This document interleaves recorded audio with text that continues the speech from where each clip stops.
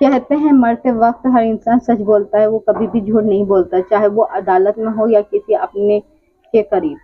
यहाँ पर भी एक नंद ने मरने से पहले अपनी भाभी को अपना एक ऐसा सच बताया जैसे सुनकर भाभी के पैरों तले जमीन ही खिसक गई। एक शादी हुई थी जिसमें 7 वचन लिए गए थे, जहाँ 7 जीने मरने की कसम खाई गई थी, वादे किए गए थे। वो वादे सिर्फ 7 दिन में ही खत्म हो गए, यानी 7 जन्म के बदले सिर्फ 7 दिन ही दुल्हन जी पाई और फिर उसके बाद हो गई उसकी मौत। और ये मौत हुई उसकी इतने दर्दनाक जिसकी उसने कल्पना भी नहीं की थी। कैसे हुई थी ये मौत, कौन थी वो दुल्हन, क्या था इस कहानी का असल सच, जानते हैं आज की सच्ची घटना में। आदाब, नमस्कार, सत श्री अकाल। मैं हूँ शबनम खान और आपके सामने लेकर आई हूँ आज के जुर्म की एक नई अनोखी दास्तान। ये कैसे उत्तर प्रदेश के जिला हमीरपुर में एक कॉलोनी है जिसका नाम है PWD कॉलोनी।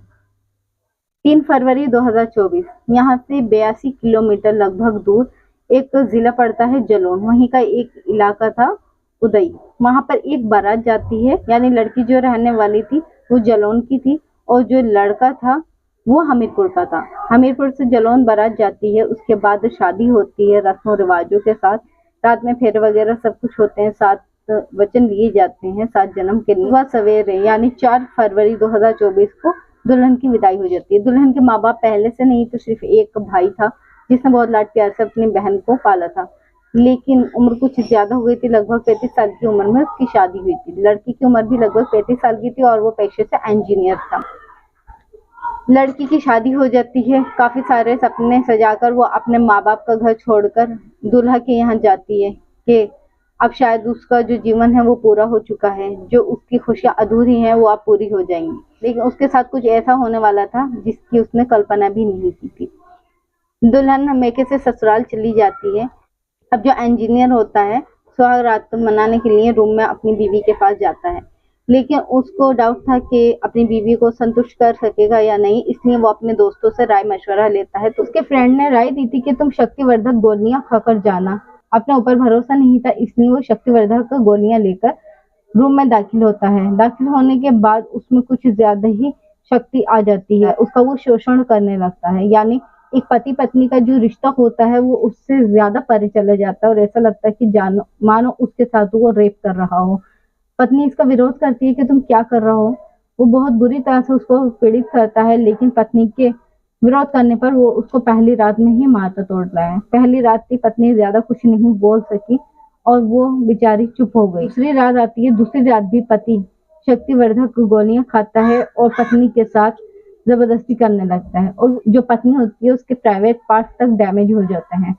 वो गिड़गिड़ाती है, रोती है कि इतनी बेदर्दी से मेरे साथ तुम ऐसा कुछ मत करो, लेकिन पति ये नहीं सोचता कि ये मेरी पत्नी है। उसको ऐसा लगता है कि वो जन्मों का भूखा है, उसके पास कुछ खाने को आ गया है और अभी नहीं खाएगा तो वो भूखा ही रह जाएगा। इस तरह की उसके अंदर इच्छा जाग जाती है और वो उसको पत्नी नहीं बल्कि एक यूज करने वाली वस्तु समझता है और इस तरह से उसको पीड़ित करता है। पत्नी बहुत ज्यादा कष्ट में हो जाती है, उसको नहीं समझ में आता कि वो क्या करे। इससे उसकी हालत भी बिगड़ने लगती है, उसकी तबीयत खराब होने लगती है, उसको उल्टियां शुरू हो जाती हैं। आसपास के डॉक्टर को बुलाकर उसको दवा दिला दी जाती है, लेकिन उसकी तबीयत में सुधार नहीं आता। वो किसी से कुछ अपना कह भी नहीं पाती कि मैं कहूँ तो क्या कहूँ, सब मुझे ही ब्लेम करेंगे। इसके बाद ही तीसरी रात आती है, तीसरी रात भी सेम वैसी ही होता है। पत्नी की वो हालत नहीं देखता कि वो पहले से ही बीमार है, उसकी हालत ठीक नहीं है। उससे जबरदस्ती वो फिर से उसका शोषण करने लगता है। पत्नी फिर से उससे मिन्नतें करती है कि इतनी बेदर्दी से मेरे साथ तुम ऐसा कुछ मत करो, मैं तुम्हारी आखिर पत्नी हूँ। क्या बीत रही होगी उसके दिल पर। उसको तो ऐसे ही लग रहा था कि मैं एक वस्तु बन गई हूँ और मैं बेजान सी हो गई हूँ जिसको ये अपनी मर्जी की तरह यूज करेंगे, बाकी मेरा यहाँ पर और कोई वजूद नहीं है। यानी पति पत्नी का जो रिश्ता था उस रिश्ते को उन्होंने एक अलग ही नाम दे दिया था, एक अलग सी ही अब दुल्हन के मन में पति के लिए छवि पैदा हो गई थी। पत्नी बहुत ज्यादा परेशान हो जाती है, उसकी हालत और भी ज्यादा खराब होने लगती है दिन पे दिन। उसकी उल्टियां नहीं रुकती, डॉक्टर की दवा से भी फायदा नहीं होता। तब हिम्मत जुटाकर वो अपनी जेठानी को बताती है कि मेरी हालत में सुधार नहीं हो रहा है, मेरी बहुत तबीयत खराब है।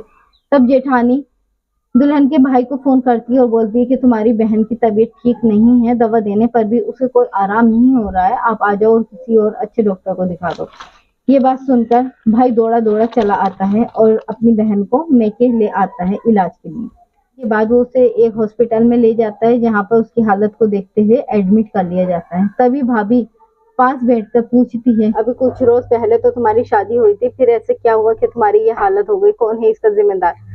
तब नंद रो पड़ती है और बताती है कि मेरे पति ही इसका जिम्मेदार है। मेरा पति रोज रात को शक्तिवर्धक गोलियां खाकर रूम में आता है और उसके बाद मुझे प्रताड़ित करता है। वो इस तरह से मैं शोषण करता है कि मानो कोई अजनबी बलात्कार कर रहा हो।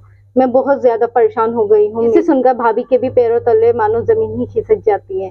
जब इस तकलीफ को ज्यादा नहीं सहन कर पाती तो हॉस्पिटल में ही अपना दम तोड़ देती है। पोस्टमार्टम रिपोर्ट आती है जिसमें डॉक्टर बताती है कि इस लड़की को बहुत ज्यादा प्रताड़ित किया गया है। इसको ऐसा लगता है रिपोर्ट देखने के बाद कि कई लोगों ने मिलकर इसका सामूहिक बलात्कार यानी गैंग रेप किया हो। इसका उत्पीड़न किया गया है कि इसके प्राइवेट पार्ट भी डैमेज हो गए हैं, जिसे सुनकर भाई के भी रोंगटे खड़े हो जाते हैं और वो अपने जीजा के लिए एफआईआर दर्ज कराता है। जब ये बात बाहर आती है, मीडिया पूछती है भाभी से कि तुम्हारी नंद को क्या हुआ है, उसकी कैसे मृत्यु हुई है, अभी 7 दिन ही तो शादी को हुए थे। तब भाभी कैमरे के सामने बताती है कि इसके पति ने ही शक्तिवर्धक गोलियां खाकर इसका उत्पीड़न किया है, जिसकी वजह से इसका देहांत हुआ। हमारा मकसद आपको ठेस पहुंचाना नहीं है, हमारा मकसद आपको जागरूक करना है। हम यहाँ पर ये समझ नहीं पा रहे हैं कि वो कौन दोस्त है जिन्होंने अपने ही दोस्त को सही राय के बदले गलत राय दी कि वो शक्तिवर्धक गोलियां खाए और फिर रूम में जाए, जिससे उसने अपनी पत्नी की तो जिंदगी बर्बाद की। वो तो मौत के घाट उतर ही गई, साथ में अपनी जिंदगी भी तबाह और बर्बाद कर दी। वो लोग ये भी बोल सकते थे कि अगर तुझ में कुछ कमी है तो डॉक्टर को दिखा सकता है, उनसे सजेशन ले सकता है। उनकी शादी हुई थी और शादी के बाद ये अंजाम होगा, ऐसा तो उनमें से किसी ने भी नहीं सोचा होगा। पत्नी उसकी शमशान घाट गई और पति को जेल में जाना पड़ा।